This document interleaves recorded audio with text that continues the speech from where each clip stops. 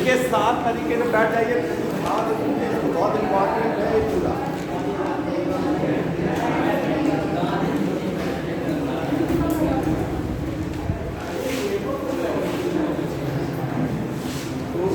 राष्ट्रीय आंदोलन, पहला ये राष्ट्रीय आंदोलन माना जाता है, स्वदेशी आंदोलन।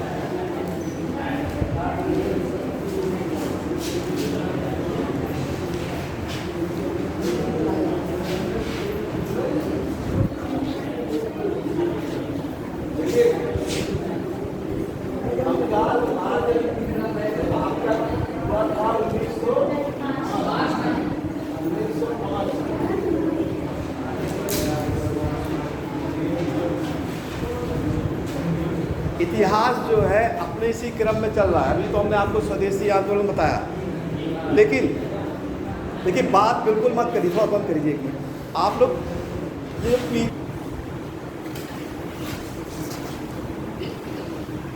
देखिए हमने बताया स्वदेशी आंदोलन हुआ, उस आंदोलन के फलस्वरूप कांग्रेस पार्टी का क्या हो गया था? विभाजन हो गया था। किस अधिवेशन में विभाजन हुआ? कहाँ पे हुआ था? सूरत में 1907 ईस्वी में सूरत में पहली बार कांग्रेस पार्टी बढ़ गई थी। लेकिन इसी क्रम में भारत में उग्र आंदोलन भी चल रहा था। हमने ये आपको तो बताया 1907 तक का। भारत में कुछ लोग ऐसे थे कि जो यूरोपियन को परेशान करने के लिए हिंसक काम कर रहे थे। ऐसा आंदोलन सबसे पहले हमको महाराष्ट्र में दिखाई पड़ता है, महाराष्ट्र में। तो इसको इसीलिए दोनों साथ साथ चल रहे हैं कि आप लोग एकदम इस क्रम में रहिए, क्योंकि क्वेश्चन हमेशा उसी क्रम में पूछा जाता है। अभी तक तो हमने आपको 1907 का इतिहास बताया, लेकिन यहाँ पे जो उग्र आंदोलन था उसका क्रम समझिए। 1897 ये महाराष्ट्र में पूना जिला है। पूना जिले में उस समय प्लेग की बीमारी फैल गई थी। प्लेग की बीमारी कैसे फैलती है? चूहे के किससे? चूहे के मरने के कारण। जब चूहे मरने लगते हैं तो उस समय बीमारी बहुत फैलती है। अब तो उस पर कंट्रोल है, लेकिन ये पहले कई बार आप इतिहास में पढ़ेंगे तो कई लोगों के काल में, मोहम्मद बिन तुगलक के काल में प्लेग की बीमारी फैल गई। तो यहाँ भी प्लेग की बीमारी फैल गई थी 18। तो उस प्लेग बीमारी की जांच के लिए ब्रिटिश सरकार ने एक कमिश्नर को नियुक्त किया था। वो कमिश्नर लोग महाराष्ट्र में जाके जांच कर रहे थे, लेकिन उसी समय में एक जो कमिश्नर थे उनकी गोली मारकर हत्या कर दी जाती है 1897 ईस्वी में। ये पहला यूरोपियन की गोली मारकर हत्या का ये पहला केस होता है। ये क्वेश्चन भी आता है कि पहली बार कब गोली मारकर हत्या की गई थी? 1897 ईस्वी में। और किसने मारा था? ये दो भाई थे जिनको हम लोग इतिहास में चापेकर बंधु कहते हैं। ये बाल के चापेकर और दामोदर चापेकर, ये दो भाई थे।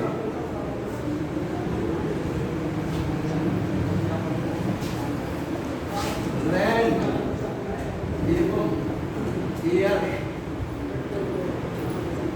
की हत्या कर दिया था इन लोगों ने पूना में। इन लोगों ने एक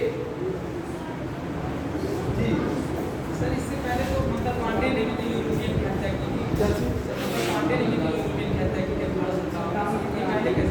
देखिए वो सैनिक विद्रोह था, सैनिक तो था, आपका सही है, लेकिन पहली यूरोपियन की हत्या आंदोलन के फलस्वरूप, मतलब ऐसा वो सैनिक कारण था कि सैनिक का उन्होंने तत्कालिक कारण, अपने व्यक्तिगत कारण से उन्होंने क्या किया था?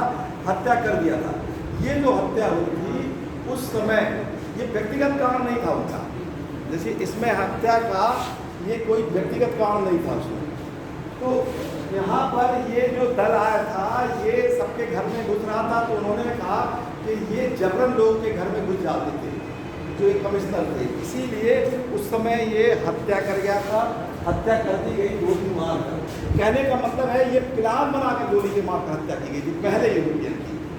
इसका आंदोलन से संबंधित था, एक प्लान बनाया था। मंगल पांडे ने उस समय कोई प्लान नहीं बनाया था। उन्होंने तत्कालिक रूप से जब उनको लगा कि नहीं ये हमारे साथ गलत हो रहा है, आप हत्या करिए प्लान बनाकर, ठीक है, ये योजना तरीके से हत्या की गई थी यूरोपियन। समझ में आया? इसको ऐसे समझिएगा, योजनाबद्ध तरीके से। मंगल पांडे ने जो तुरंत उठाया बंदूक, तुरंत गोली मार दी 1857 में। लेकिन उनका ये आंदोलन नहीं था कि वो एक क्या कहते हैं क्रांति करने जा रहे हैं। उसके बाद 10 मई को क्रांति हुई, ठीक है। इसीलिए 1857 की वास्तविक क्रांति 10 मई को मानी जाती है। यहाँ पर इन लोगों ने ये व्यायाम दल के सदस्य थे, गोली मारकर हत्या कर दी। बाल गंगाधर तिलक ने इनका समर्थन किया तो उनको जेल भेज दिया गया, कुछ दिनों के लिए जेल भेज दिया गया। बाल गंगाधर तिलक को सबसे पहले जेल भेजा गया था पत्रकारिता के लिए 1892 ईस्वी में पत्रकारिता के लिए जेल भेजा गया था। इसमें उन्होंने कोल्हापुर के जो महाराज थे उनके खिलाफ अभद्र टिप्पणी कर दी थी, इस कारण उनको जेल भेज दिया गया था बाल गंगाधर तिलक को। दूसरी बार उनको जेल भेजा गया 1897 ईस्वी में। तीसरी बार उनको जेल भेजा गया था 1908 ईस्वी मांडवे जेल, यहाँ भेजा गया था बाल गंगाधर तिलक को। और इसी मांडवे जेल में बाल गंगाधर तिलक ने एक किताब लिखी थी जिस किताब का नाम है गीता रहस्य।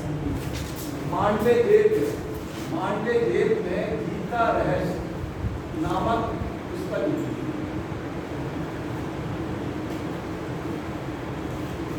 यहाँ महाराष्ट्र में ये जो क्रांतिकारी घटना हुई, एक योजनाबद्ध तरीके से एक यूरोपियन की जो पहली हत्या हुई, उसके बाद यहाँ पर एक दल भी बनाया गया जो क्रांतिकारी तरीके से यूरोपियों को इसी प्रकार हत्या करके या उनको परेशान करके, वो लोग यही चाहते थे कि भारत में आज़ादी किसी तरह स्वशासन मिले। उनका यही हथियार था, हिंसा ही। तो इसमें एक व्यक्ति थे बीडी सावरकर।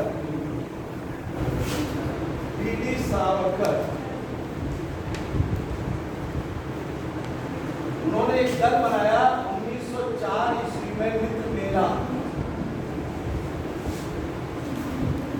ये मित्र मेला को उन्होंने गणेश त्योहार मनाने के लिए बनाया था उस समय 1904 ईस्वी। तो देखिए आजकल चल भी रहा है गणेश त्योहार, महाराष्ट्र में बहुत इसका होता है। और आपको देखिए बता दें, सबसे पहले बाल गंगाधर तिलक ने 1893 ईस्वी में गणेश उत्सव मनाया था और 1895 ईस्वी में उन्होंने शिवाजी उत्सव मनाया था, यानी त्योहार मनाया था। ये बाल गंगाधर तिलक के द्वारा जो ये त्योहार शुरू हुआ है, आज भी वही त्योहार मनाया जा रहा है। हम लोग आज भी देखिए देख रहे हैं कि गणेश जो महाराष्ट्र में गणेश पर बहुत निश्चित रूप से मनाया जाता है, वो बाल गंगाधर तिलक की ही देन है। 1893 एक वर्ष आ भी चुका है। 1893 ईस्वी में उन्होंने गणेश उत्सव मनाया और 1895 ईस्वी में शिवाजी उत्सव, ये त्योहार मनाया गया बाल गंगाधर तिलक के द्वारा। देखिए बीडी सावरकर ने 1904 ईस्वी में मित्र मेला और 1904 ईस्वी में ही उन्होंने एक पार्टी का गठन किया, यानी एक संगठन जिसको कहा जाता है अभिनव भारत। अभिनव भारत नामक एक संगठन। इसका उद्देश्य क्या था? इसका उद्देश्य था हिंसा से, यानी शस्त्र लेकर हिंसा से स्वशासन का।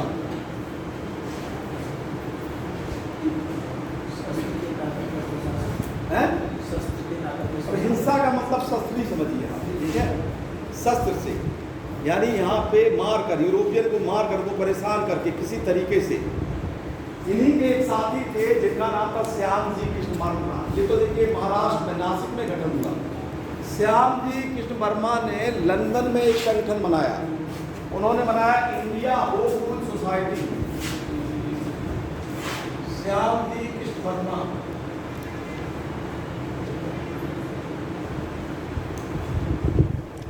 India home rule society.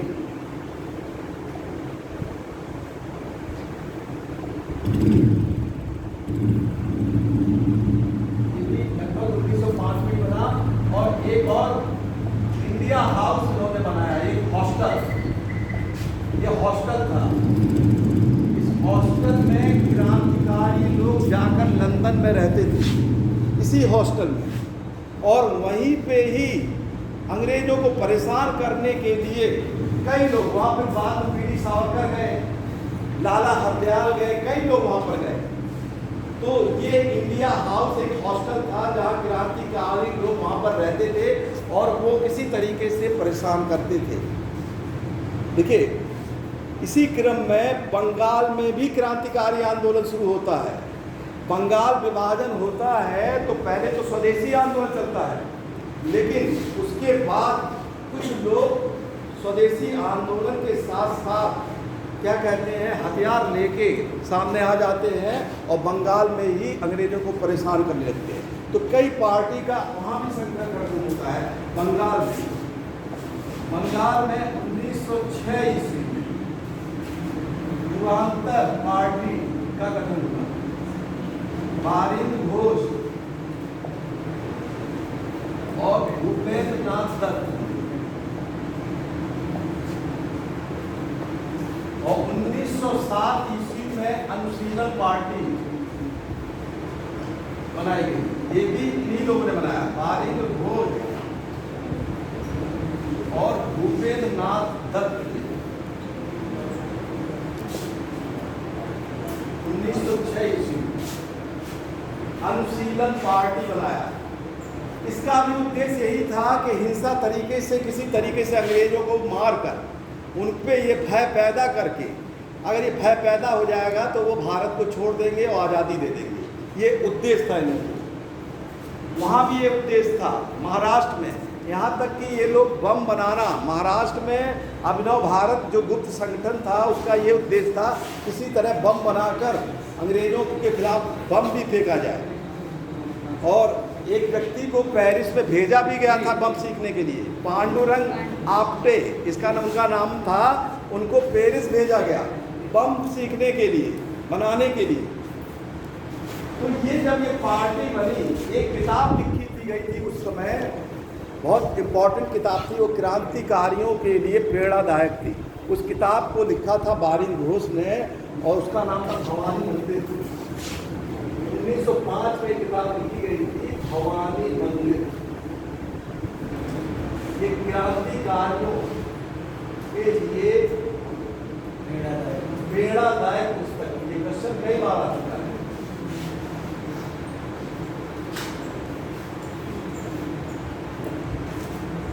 इन संगठनों का देखिए बनने के बाद इसका हमारे सामने ये भी पता चलता है कि अब ये लोग अपने काम में जुट जाते हैं। 1908 ईस्वी में बंगाल में एक कांड होता है जिसको इतिहास में मुजफ्फरपुर कांड के नाम से जाना जाता है। 1908 ईस्वी 1908 मुजफ्फरपुर कांड।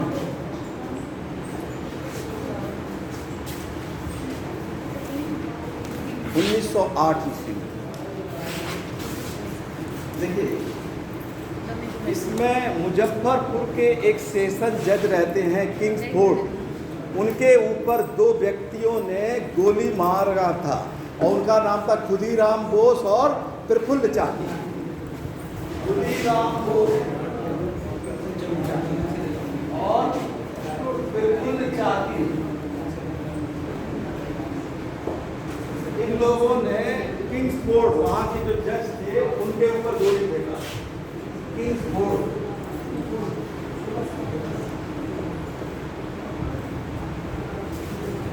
किंग्सफोर्ड हत्याकांड में ये दोनों लोग शामिल थे, पकड़े गए। बाद में प्रफुल्ल चाकी ने क्या किया, आत्महत्या कर लिया।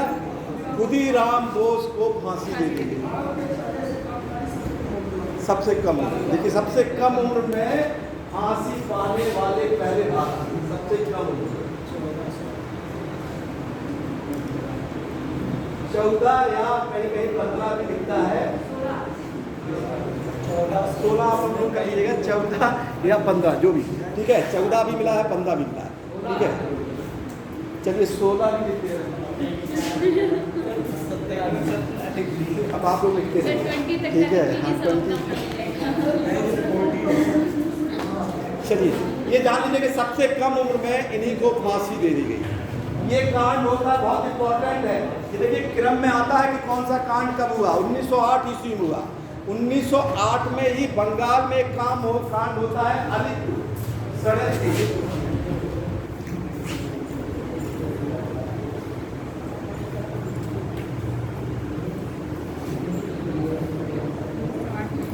अलीपुर षड्यंत्र केस ये होता है 1908 ईस्वी में। अलीपुर बंगाल में है। वहाँ पे देखिए लॉर्ड लिटन ने, हमने बताया था, एक कानून बनाया था। एक तो पत्रकारिता का बनाया था, एक कानून और बनाया था कि बिना लाइसेंस के अगर कोई शस्त्र रखेगा तो उसको क्या करेंगे, गिरफ्तार कर दिया जाएगा। इसी कानून के तहत लगभग 34 लोगों को गिरफ्तार किया गया था, जिसमें अरविंद घोष भी शामिल थे। इन 34 लोगों को गिरफ्तार किया गया और ये जब गिरफ्तार किया गया तो एक व्यक्ति ने इस पे गवाह दिया था, उसका नाम था नरेंद्र गोसाई। उसी की हत्या कर दी गई थी अलीपुर में। ये अलीपुर षड्यंत्र केस था जिसमें नरेंद्र गोसाई की हत्या की गई।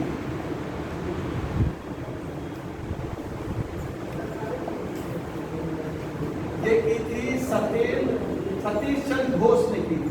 ये हत्या की थी सतीश चंद्र घोष ने। ये 1908 ईस्वी में ये हत्या हुई। 1908 ईस्वी में ही, ये तो बंगाल में हत्या हुआ। 1908 ईस्वी में लंदन में भी हत्या एक हो जाती है। हमने बताया था, देखिए 1858 का एक अधिनियम बना था जिसमें एक नया पद बनाया गया था, भारतीय सचिव बनाया था ना, और उनकी सहायता के लिए एक सचिवालय था। उसी में सलाहकार में 15 सदस्य होते थे। 8 लोग जो है क्राउन यानी शासक नियुक्त करते थे और 7 लोगों का नियुक्ति होता था कोर्ट ऑफ डायरेक्टर से। तो उन्हीं में से एक सलाहकार थे, उनकी हत्या कर दी जाती है 1908 ईस्वी में। लंदन में कर्जन वायली की हत्या की जाती है।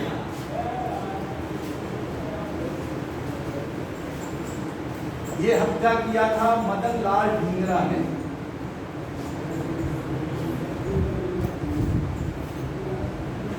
इनको पकड़ लिया जाता है, इनको भी फांसी दे दी जाती है। तो ये देखिए 1908 में हुआ था।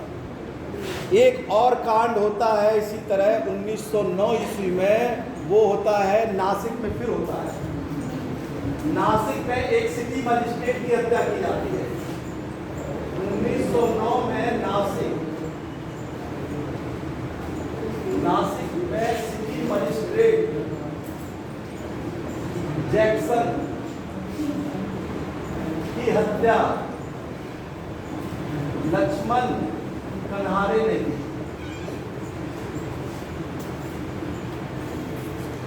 1909 ईस्वी में ये हुआ। ये हत्या का उद्देश्य था कि अंग्रेज लोग भय खा जाएंगे तो ये हत्या कर दिया जाएगा। लक्ष्मण कन्हारे भी पकड़े जाते, उनको फांसी दे दी जाती है। 1909 तक का देखिए ये इतिहास है कि इस समय कितना क्रांतिकारी घटनाएं शुरू हो गई थी भारत में 1909 में।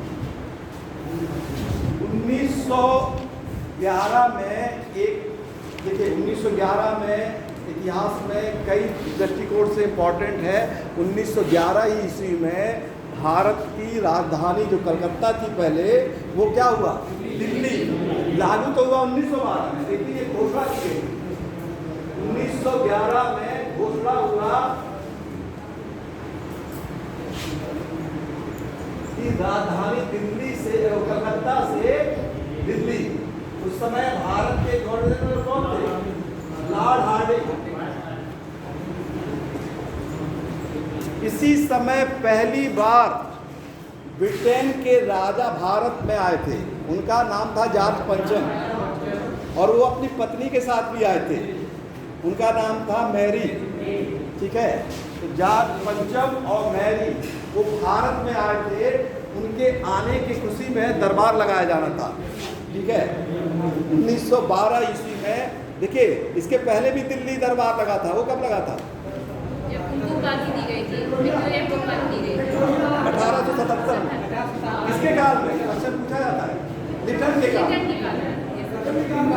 इंग्लैंड के काल में। इसके पहले भी दरबार लगाया गया था। अब पहली बार इंग्लैंड के राजा भारत में आते हैं, तब दरबार लगाया गया 1912 ईस्वी में। और जात पंचम भारत आए थे, लेकिन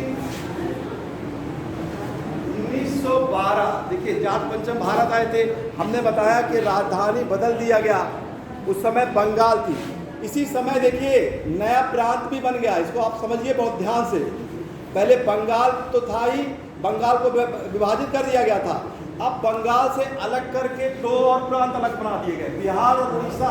1912 में नया प्रांत बन गया, 1912 में बिहार बन गया, उड़ीसा बन गया और असम भी अलग कर दिया गया। बिहार को अलग कर दिया बंगाल से, उड़ीसा को अलग कर दिया गया और असम को भी अलग कर दिया गया। ये नए प्रांत, राजधानी जरूर बदली गई, लेकिन ये नए प्रांत भी बन गए 1912 ईस्वी में। 1912 की खुशी में जब ये आयोजन हो रहा था, ये इसीलिए उनको बुलाया गया था कि राजधानी बदल रही थी, इसलिए खुशी में उनको बुलाया गया था। लेकिन इसी समय एक षड्यंत्र भी किया गया। भारत के जो गवर्नर जनरल थे उनको मारने का एक षड्यंत्र हुआ था, जिसका क्या कहते हैं इतिहास में जाना जाता है दिल्ली षड्यंत्र या दिल्ली हत्याकांड के नाम से। तो ये हत्याकांड हुआ था, शुरुआत यानी इसकी जो कोशिश हुई थी वो हुई थी 1912 ईस्वी में दिल्ली षड्यंत्र कांड, दिल्ली षड्यंत्र कांड। इसकी योजना बनाई थी रास बिहारी बोस ने, ठीक है, रास बिहारी बोस ने। इसमें यह था कि जो गवर्नर जनरल है लॉर्ड हार्डिंग, जब वो दिल्ली में आएंगे तो उन पर बम फेंका जाएगा और दो व्यक्ति उन पर बम फेंकते भी हैं। एक का नाम था मनमथ विश्वास और अनंत विश्वास। इन दो लोगों ने बम फेंका हार्डिंग के ऊपर, लेकिन हार्डिंग बच गए। हार्डिंग को कुछ नहीं हुआ, किसी तरीके से वो बच गए। लेकिन हार्डिंग के साथ एक और कोई दूसरा व्यक्ति उस समय मारा गया। इन लोगों को पकड़ लिया गया, केस चलाया गया, ये दिल्ली केस, दिल्ली षड्यंत्र केस चला और इसमें 3 लोगों को फांसी दी गई। इनमें जिनको फांसी दी गई उनमें थे मनमथ विश्वास, इनको फांसी दी गई, अवध बिहारी को फांसी दी गई और इसमें अमीर चंद, ये 3 लोगों को फांसी दी गई दिल्ली षड्यंत्र केस में। 1912 ईस्वी में ये दिल्ली में ये केस हुआ था। और रास बिहारी बोस जिन्होंने ये योजना बनाई थी वो जाकर चले जाते हैं जर्मनी में। आगे जब आप इतिहास और इसके बाद पढ़ेंगे तो जब सुभाष चंद्र बोस भारत छोड़कर जाते हैं तब रास बिहारी बोस उन्हीं को आज़ाद हिंद फौज बनाने में क्या करते हैं, सहायता करते हैं। यही रास बिहारी बोस जो यहाँ पर षड्यंत्र करते हैं वो भाग जाते हैं भारत से और चले जाते हैं तो सिंगापुर होते हुए बाद में जर्मनी चले जाते हैं। 1913 ईस्वी में 1913 ईस्वी में भारत में तो हो ही रहा था, उत्तरी अमेरिका में भी आंदोलन करने के लिए केंद्र बनाया गया था, संगठन बनाया जा रहा था। वहाँ पर एक क्या कहते हैं पार्टी बनाई गई थी, गदर पार्टी 1942, जिसके संस्थापक थे लाला हरदयाल और इसके अध्यक्ष थे सोहन सिंह। ये पार्टी बनाई गई थी, ये पार्टी अमेरिका के सैन फ्रांसिस्को नगर में बनाई गई थी।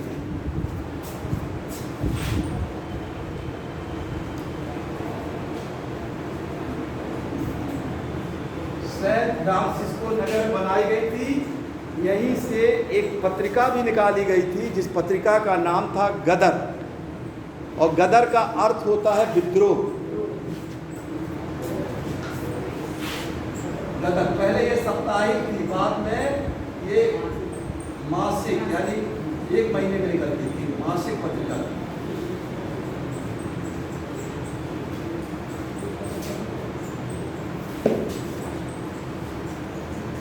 गदर उस समय कई भाषाओं में, देखिए गदर पार्टी बनाने का उद्देश्य क्या था? उद्देश्य ये था कि भारतीय सैनिकों के मन में ये पैदा करना था कि वो अंग्रेज़ों का साथ ना दें, क्योंकि उस समय सेना की भर्ती की जाती थी और बाद में अगले 1 साल बाद 1914 में विश्व युद्ध भी होता है। तो सैनिकों को ये उद्देश्य था कि सैनिकों में ये क्रांतिकारी भावना भर दिया जाए कि वो ब्रिटिश सरकार के विरुद्ध खड़े हो जाए। तो इसका उद्देश्य था सैनिकों, विशेषकर सिखों में क्रांतिकारी भावना जागृत किया जाए ब्रिटिश सरकार के विरुद्ध। ठीक है, ब्रिटिश सरकार के विरुद्ध ये उद्देश्य था उस समय। और ये पत्रिका भी निकली थी, गदर पत्रिका कई भाषा में निकली थी, उर्दू पत्रिका निकली थी, गुजराती में निकली थी, मराठी में निकली थी, पंजाबी में निकली थी, पख्तून भाषा में निकला था, ये कई भाषा में निकली थी पत्रिका। उस समय ये लाला हरदयाल यानी उत्तरी अमेरिका 1913 के आसपास में क्रांतिकारी का केंद्र था। इसी प्रकार कनाडा में भी छोटे मोटे संगठन स्थापित हो रहे थे। तो उस समय ब्रिटिश साम्राज्य कई जगह शासन था, यानी उत्तरी अमेरिका में भी उन लोगों की सरकार एक तरीके से, उत्तरी अमेरिका में जो क्रांतिकारी हुई थी वो किसी समय में ब्रिटेन के ही रहने वाले थे। तो कनाडा में भी यही हो रहा था। तो कनाडा सरकार ने एक आदेश जारी किया था कि कनाडा में उन्हीं लोगों को प्रवेश मिलेगा जो सीधे भारत से आएंगे, क्योंकि आसपास जगह ये लोग क्रांतिकारी कार्य कर रहे थे। इसलिए कनाडा में जो सरकार थी उसने एक आदेश जारी कर दिया कि किसी भी भारतीय को तभी परमिट मिलेगा जब वो सीधे भारत से कनाडा में आए। लेकिन वहाँ के उच्चतम न्यायालय ने एक आदेश जारी कर दिया और उससे 34 लोगों को छूट मिल गया। इसी संबंध में एक कांड होता है इतिहास में, उसको कहते हैं कामागाटा मारू कांड। 1914 कामागाटा मारू कांड। कामागाटा गारू क्या है?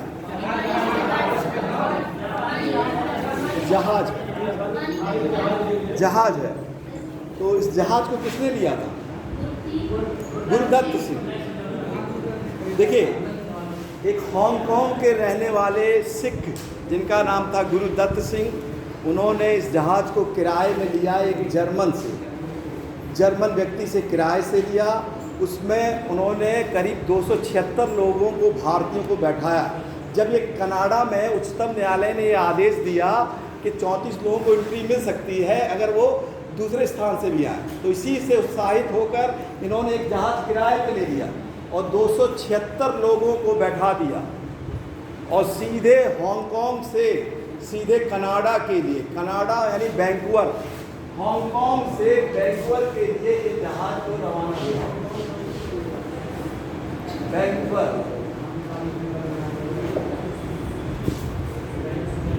ये जितने भी यात्री थे इन पे कई लोगों ने भाषण दिया, कई लोगों ने क्रांतिकारी भाषण दिया और उनको उत्तेजित कर दिया देश के प्रति, जिसमें बरकतुल्ला एक थे, उन्होंने आदेश दिया था। लेकिन ये जब जहाज पहुंचा कनाडा में तो उसको प्रवेश नहीं दिया गया, उसको फिर लौटा दिया गया, उसको नहीं दिया गया और उसको लौटा दिया गया। ये जहाज फिर आया कलकत्ता के बंदरगाह में, जहाँ बजबज में ये यहाँ पे आया। यहाँ पे यात्रियों और अंग्रेज़ों के बीच में लड़ाई हो जाती है, अंग्रेज लोग इस पे गोली चला देते हैं और 18 लोग मर जाते हैं। इसमें जो एक कमेटी की गठन होती है, कांग्रेस पार्टी एक कमेटी की जांच करती है, उसका नाम रहता है शोर कमेटी, जिसमें सोहन लाल नहीं एवं बलवंत सिंह इसके सदस्य थे।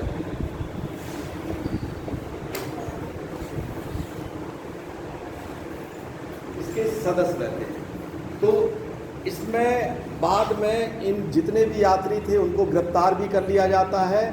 इसके लिए एक जांच कमेटी, जिसको शोर कमेटी, शोर मतलब होता है तकीय कमेटी, यानी क्योंकि ये घटना हुई थी बंदरगाह में, तो उसकी जांच के लिए ये कमेटी का गठन किया गया था 1914 ईस्वी में।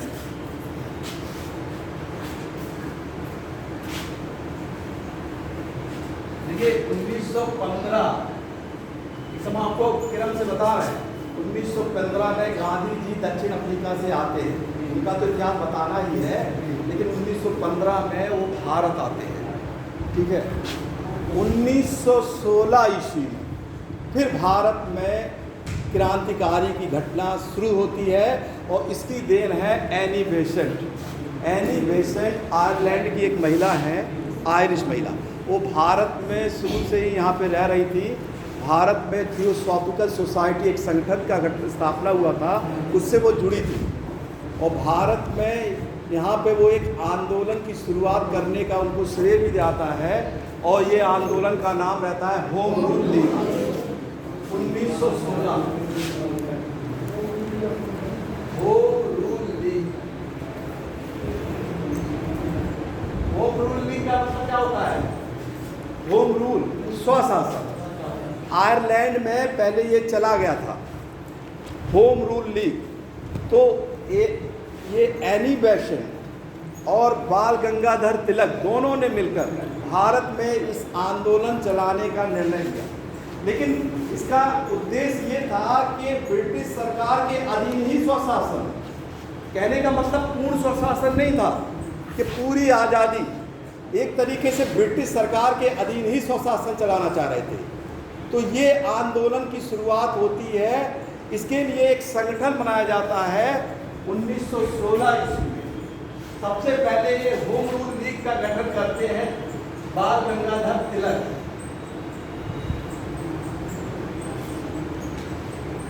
और ये अप्रैल 1916 में इनका जो गठन होता है पूना में, होम रूल लीग बाल गंगाधर तिलक के द्वारा ये गठन होता है संगठन। और इनका जो क्षेत्र रहता है महाराष्ट्र, बंबई छोड़कर,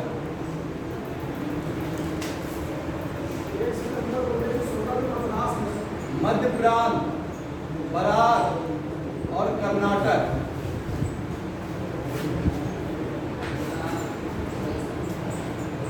होम रूल लीग के जो संस्थापक रहते हैं, होम रूल लीग के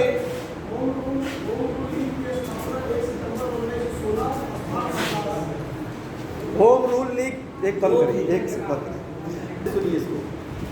तो ये महाराष्ट्र, बम्बई, सारा जगह क्वेश्चन आता है। इनका जो क्षेत्र था महाराष्ट्र, मुंबई को छोड़कर मध्य प्रांत, बरार, कर्नाटक, इनके जो संस्थापक थे वो थे बैप्टिस्टा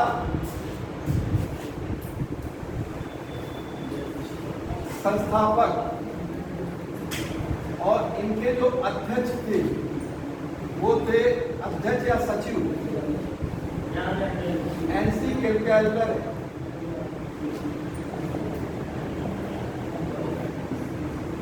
ये होम रूल लीग यानी स्वशासन के को मांग करने के लिए एक संगठन बनाया बाल गंगाधर तिलक ने, जो पूना में बनाया। लेकिन इनका क्षेत्र जहाँ तक था ये इतने क्षेत्र में फैला था, इसके ये संस्थापक थे, ये अध्यक्ष थे। इनका उद्देश्य था कि किसी तरीके से ब्रिटिश सरकार से स्वशासन, यानी जो यहाँ पे मान लीजिए जो गवर्नर जनरल है वो भारतीय होना चाहिए, जो यहाँ पे नियम बन रहा है वो भारतीय बना है, लेकिन भले ब्रिटिश साम्राज्य के अधीन ही, शासन इंग्लैंड से ही शासित हो, लेकिन अधिकार होना चाहिए भारतीयों का। तो ये 1 अप्रैल में गठन हुआ।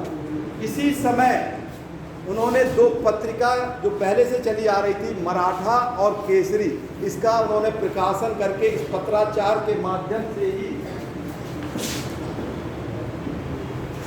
मराठा और केसरी 2 पत्रिकाओं के माध्यम से प्रचार प्रसार किया।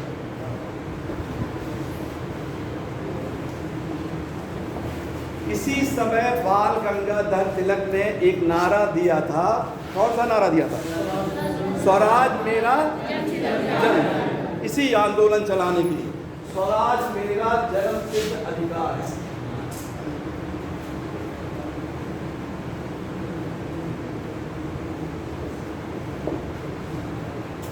ये तो पहला संगठन हो गया। इसके बाद एनी बेसेंट ने गठन किया संगठन। एनी बेसेंट के संगठन का नाम है all India home rule league. ये गठन हुआ सितंबर 1916 में। इसकी संस्थापक स्वयं एनी बेसेंट थी।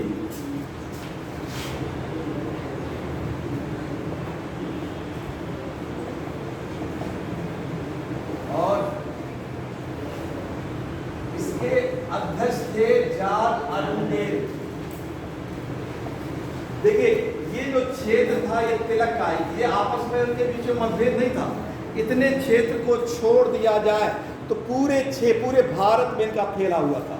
इतने क्षेत्र को छोड़कर, यानी महाराष्ट्र, कर्नाटक, मध्य प्रांत, बम्बई किसके पास था? Annie Besant. देखिए हमने लिखा है ये बम्बई छोड़कर, बम्बई एनी बेसेंट के था। यानी सर्वाधिक क्षेत्र में एनी बेसेंट का होम रूल आंदोलन फैला हुआ था पूरे भारत में। लेकिन सदस्यता अगर आप देखेंगे तो सर्वाधिक सदस्य थे तिलक के में। सर्वाधिक जो सदस्य संख्या थी तिलक। इसी समय एनी बेसेंट ने अपनी 2 पत्रिका का प्रकाशन भी किया और उसके माध्यम से 1914 में उन्होंने एक पत्रिका शुरुआत की थी, कॉमनवेल्थ। और इस पूरे आंदोलन में उनका जो पत्रिका, जिस पत्रिका के माध्यम से इस आंदोलन को पूरा उन्होंने प्रचार प्रसार किया था, उस पत्रिका का नाम था न्यू इंडिया।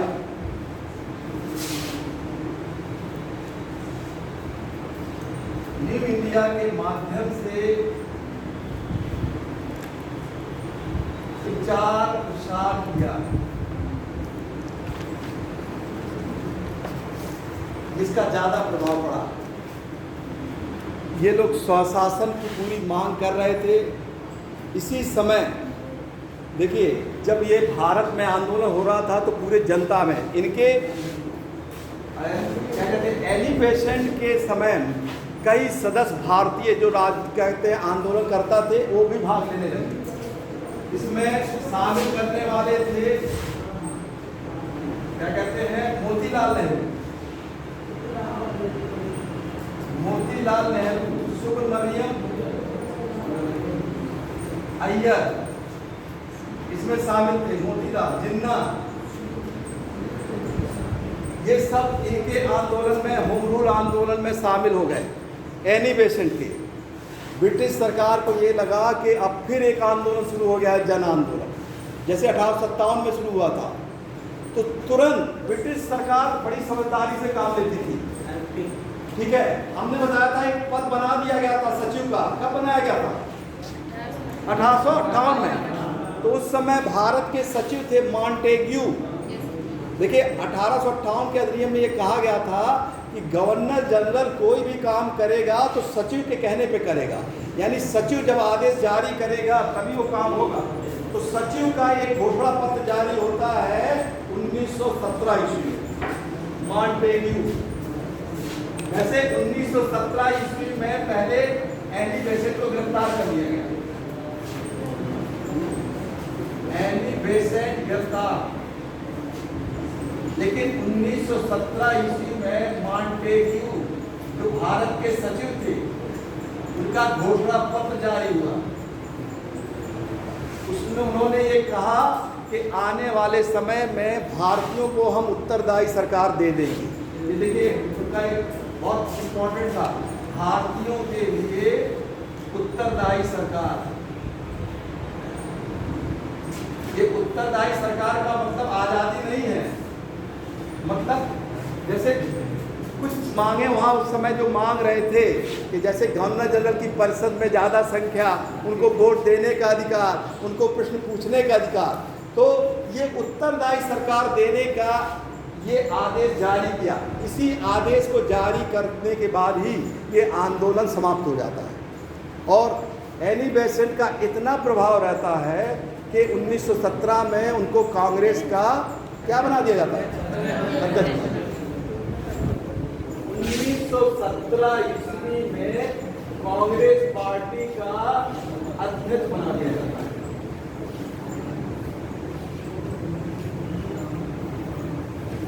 Annie Besant. तो ये आंदोलन चला जरूर, लेकिन एक आंदोलन, एक घोषणा के कारण इस आंदोलन को ब्रिटिश सरकार ने रोक दिया, यानी इसको जन आंदोलन बनने नहीं दिया, और ये धीरे धीरे ये रुक गया ये आंदोलन। देखिए, हमने बताया था कि दो पार्टी कांग्रेस दो भागों में विभाजित होगी, नरम दल और गरम दल, ठीक है। तो जब नरम दल गरम दल ये विभाजित हुए थे और इधर ये आंदोलन चल रहा था होम रूल आंदोलन, तो जो उदारवादी थे यानी जो नरम दल वाले थे वो एक तरह से निष्क्रिय हो सके थे, और कई लोगों की उस समय मृत्यु भी हो चुकी थी, जैसे फिरोज शाह मेहता, दादा भाई नौरोजी, ये लोग मर गए थे। तो ज़्यादातर उदारवादियों का उस समय कांग्रेस में प्रभाव नहीं था। कांग्रेस का हर साल सम्मेलन होता है एक विशेष महीने में। किस महीने में? दिसंबर में। देखिए, दिसंबर में होता है। तो 1916 ईस्वी में उस समय कांग्रेस में सर्वाधिक प्रभाव था एनी बेसेंट और बाल गंगाधर तिलक का।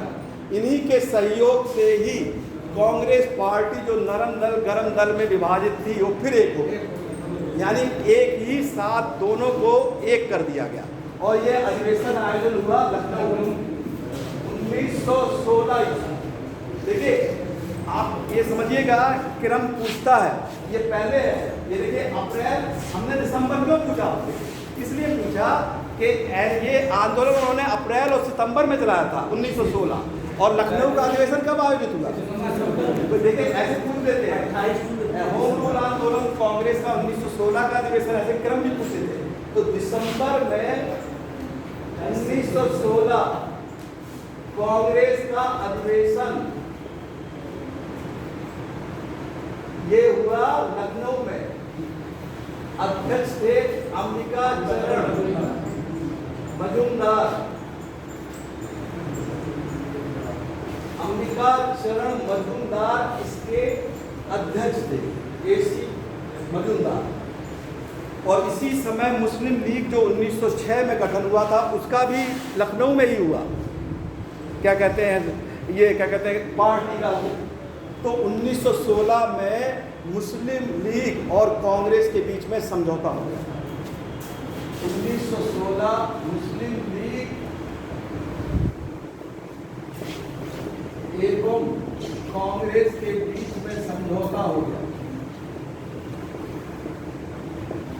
इस समझौते में कांग्रेस पार्टी ने, बिल्कुल ध्यान दीजिएगा, 1909 ईस्वी में एक अधिनियम बना था, उसमें बताया गया था पृथक निर्वाचक मंडल बनाया गया था ना। देखिए, कांग्रेस पार्टी अभी तक विरोध कर रही थी। कांग्रेस पार्टी ने इसमें मान लिया, लीग की इस बात को मान लिया कि उनका जो चुनाव होगा वो अलग से, अगर मुस्लिम खड़े होंगे तो मुस्लिम वोट देंगे। तो यानी कांग्रेस पार्टी ने पृथक निर्वाचक मंडल की मांग को स्वीकार कर लिया।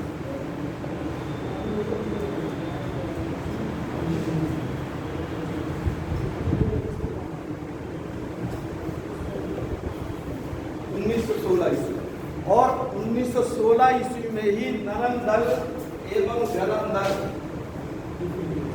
एक हो गए।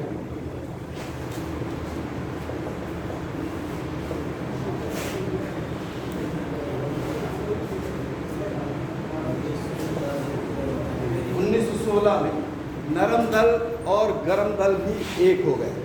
तो ये 1916 का समझौता का पूरा जो श्रेय जाता है आपका, ये जाता है एनी बेसेंट और बाल गंगाधर तिलक। इन्हीं के श्रेय के कारण ये समझौता हो जाता है 1916 में।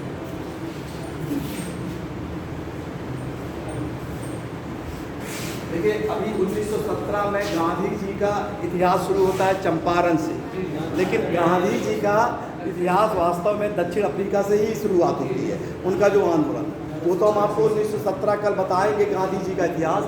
लेकिन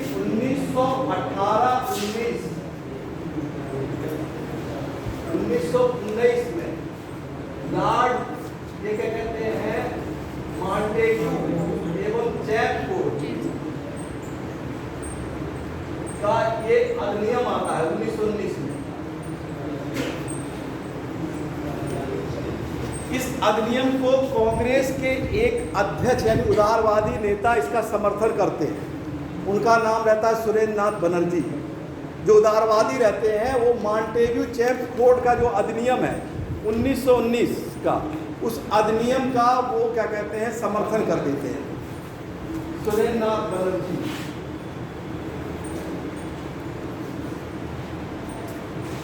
1919 के अधिनियम का समर्थन,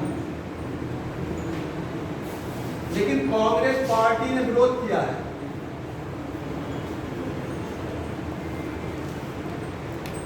कांग्रेस पार्टी क्यों विरोध करती है? 1919 का अधिनियम याद है? क्या था उसका बताइए? द्वैध शासन लागू कर दिया था।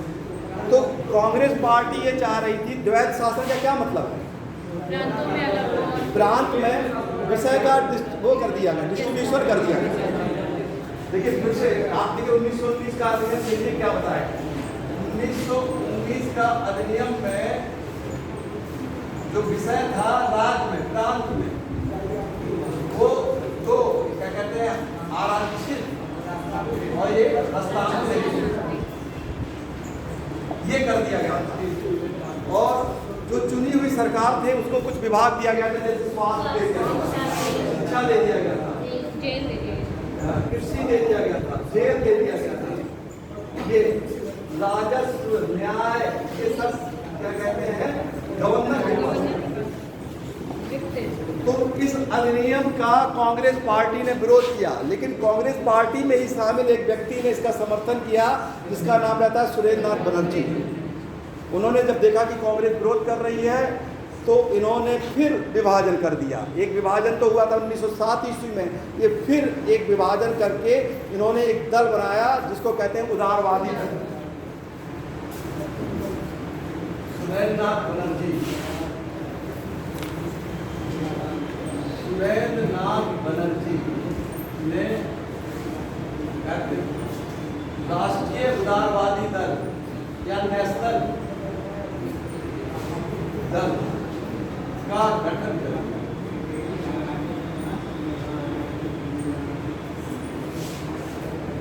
इधर जो 1916 में ये जो समझौता हुआ, इसका भी एक कांग्रेस के बहुत बड़े नेता ने विरोध कर दिया। उसने आगे चल के एक पार्टी बनाई हिंदू महासभा, क्या नाम था उसका? मदन मोहन मालवीय। 1916 देखिए यही सब क्वेश्चन आता है। मदन मोहन मालवीय ने विरोध कर दिया।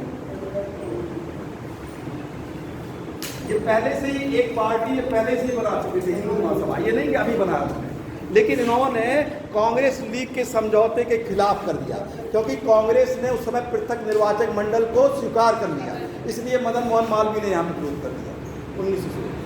तो ये आपका देखिए जो इतिहास था ये 1918 तक का इतिहास है, इस समय का जो हमने आपको बताया, ठीक है, ये इतिहास।